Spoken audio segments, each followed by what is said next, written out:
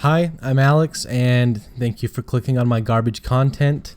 This week's video is actually pretty interesting, at least to me, and it's something that I wish that I knew coming into owning firearms. So this is primarily about the differences between hammer-fired pistols and striker-fired pistols, and I have a couple of pistols here on the table in front of me that I'm going to be showing you that I can use to illustrate the difference between the two. Now, if you come from a gaming background and you've played Battlefield, Call of Duty, Rainbow Six, any other shooter game, you're going to have dealt with these pistols, and you might not know why they're different. You might not know mechanically why they're different, because in the end, in the game, there is no difference. It's going to shoot, and as long as you're accurate, it'll hit the target. So let's take a look at these real quick, and I will show you why this is such an interesting topic. Also, I almost forgot to say, if you like what you see here, consider subscribing and hit the like button as well if you like the video, because what that does is it helps YouTube promote the channel, and you know, that would be really cool. So I'm going to list off some hammer-fired pistols here that are in-game. In games, there's the Beretta M9, the 1911, the CZ75, the Sig Sauer P226. Now I'm going to list off some striker-fired pistols that are in games. We have the Glock and the Sig M17. Actually, not a lot of striker-fired pistols are in video games yet, and that makes sense the more we look into it. So how can we know that one is striker-fired and one is hammer-fired? Well, let me show you. The easiest way to see this is to look at the back of the pistol. Alright, now I'm going to explain how each of them works, and we have a couple of examples here on the table. So we're going to start off with striker-fired pistols, and let me just preface this by saying all of these pistols have been checked and cleared. The magazines are laying off to the side. So let's start off with striker-fired pistols, because I have more of those than hammer-fired. Alright, to start off, we have the Glock. Take a look right there. Next up, we have the Sig P320 X5 right there. And the last one I have is the HK VP9 and right there. These are the striker-fired pistols. Now I'm going to show you the one hammer-fired pistol I have, and you might, if you've seen other videos, you might have seen this pistol before. And that is my CZ-P07, and now you see the difference. That's the hammer right there. There we go. So the biggest thing about this is that these are different technologies, and I'm going to show you just how each one of them works. Starting off with the striker fire. Alright, I popped the back plate off of the Glock slide, and I'm going to show you what a striker firing pin looks like. So this is it right here,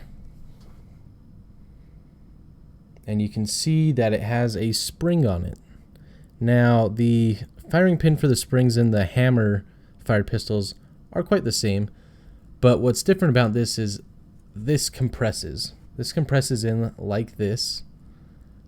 I'll do that again. What happens is that locks in when it's in the pistol, and I'll show you how this works. Now pretend that there is this striker here inside this pistol right in there.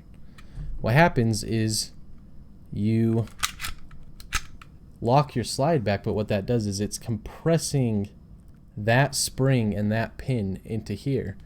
And when you release it, that spring is still compressed inside. Now what releases that is, I'm sure you can guess, the trigger. And so you pull the trigger and it releases the spring-loaded firing pin and hits the back of the round. Now, of course, as I was saying, hammer-fired pistols are different. Here's the hammer, and as you can see, I'll do that again. You cock that back, and you see how it moved the trigger? Now, there's no spring-loaded striker on the inside of this one. What's going on in here is that the hammer is now the spring-loaded thing, and you pull the trigger, and it sends that hammer towards the firing pin that's on the inside and does the same thing. It hits the back of the round right in the primer. So these are different technologies, and honestly, what's really interesting is that most, if not all, pistols before 1970 were hammer-fired pistols. Now, in 1970, the first polymer-framed striker-fired pistol was created by HK, and that was called the HK-70. I have the HK VP9 here. Now, the HK-70, first one to have that polymer frame, first one to have that compressed striker mechanism, but it was not commercially successful. It just didn't do well. And there was a lot of backlash to it, and we'll talk about that in a second. Now, 12 years later, Glock would make the Glock 17, which popularized the polymer striker-fired system. Now we see this being copycatted today in a very big way.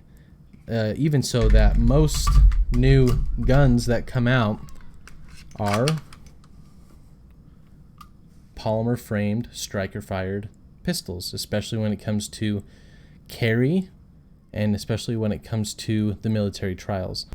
Now, I said that there was a lot of backlash, and I'll show you just an excerpt of somebody who commented on a Gun Digest article talking about the Glock.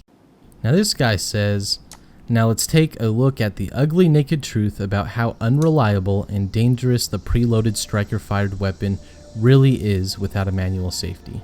Now, he goes on to talk about how the anemic preloaded striker ignition system is a catastrophic failure just waiting to happen. Now, this was a lot of the belief back then where people didn't understand that you can have a pistol without a manual safety. Now, a manual safety, we don't have one on this pistol right here because the safety is integrated into the trigger. It's integrated into the trigger mechanism all the way back up here. There's a safety in the striker itself that it will not go off unless it is depressed. We see today that polymer-framed striker-fired pistols are here to stay. I know he says in the article as well that a lot of police departments will be ditching this because they're unreliable and they're dangerous. Now, enough on that. I just wanted to touch on that because I thought it was funny. But here are some real-life reasons to have a hammer-fired pistol or some real-life reasons to have a striker-fired pistol. Now, reason number one to have a hammer-fired pistol, and that is the trigger. The trigger on hammer-fired pistols tend to be much, much lighter. That is especially the case with this CZP-07 with about a 3.5 pound trigger stock out of the box. Reason number two that hammer-fired pistols are still a good buy today is because they have been around forever. They've been around since the 1800s, and honestly, they've been around ever since hammer-fired revolvers and hammer-fired muskets. They are tested throughout time, and that's what's great about them is that these designs are very old. Another reason for you to go out and buy a hammer-fired pistol is because a lot of them come with manual safeties. Now, if that's something that bothers you, that a gun doesn't come with a manual safety, then your hammer-fired pistols are probably more of the way to go because almost all of them, if not all of them, include a manual safety. Now, CZP-07, this would have been the safety, but I don't like manual safeties, so I switched it for a decocker. What that is it decocks the hammer without the hammer hitting the firing pin. And the last reason for getting a hammer-fired pistol is because a lot of some of the most legendary and popular pistols of all time have been hammer-fired. We have the 1911. We have the Sig Sauer P226. We have the CZ75. We have the Beretta M9. There's a lot of pistols that are hammer-fired and that are legendary. Now, here are some of the reasons why a striker-fired pistol would be a good buy. All right, reason number one is because it is a newer design, a modern design, and a lot of companies are now starting to trend this way. Your selection right now is pretty big. Even companies like SIG, who came out with their first striker-fired pistols in the P320s. All right, my next point about striker-fired pistols is that They have the concealed carry market right now. The G43, the HK VP9 SK, even the SIG P320 has their small compact or subcompact version, and you can even go and get the SIG P365. And the one thing that is probably the most important that people look into is that the trigger pull is consistent. You will have the exact same trigger pull every time that you shoot a striker fired pistol. Every single time. It's always going to be the same. That is not always the case when it comes to hammer fired pistols. There are some pistols that are single action only, so they only shoot if the hammer is drawn. But this CZ is double action, which means it's got this in single action, or it has double action. Now you can see that that's two different trigger pulls, and you know, if something were to happen and you needed your gun quickly, you might be in double action, or if your hammer's been cocked, you'll be in single action. So you want to always know where your hammer is. It could be at completely decocked, it could be at half cock, or it could be at full cock. Don't take that out of context. So in conclusion, it's all up to personal preference, really. Some people like the new design, some people like the old design. I, for one, bought my CZ P07 as my first pistol ever, and it is hammer fired. And I am very comfortable carrying it, but I would be no less comfortable carrying the Glock. I love my Glock, and I think it's just all up to personal preference what you want. So that is what I have for you today, and I hope you liked it. If you liked it, hit the like button. If you did like the video, consider subscribing, because that would really help me out, get more subscribers. And I will see you guys in the next video.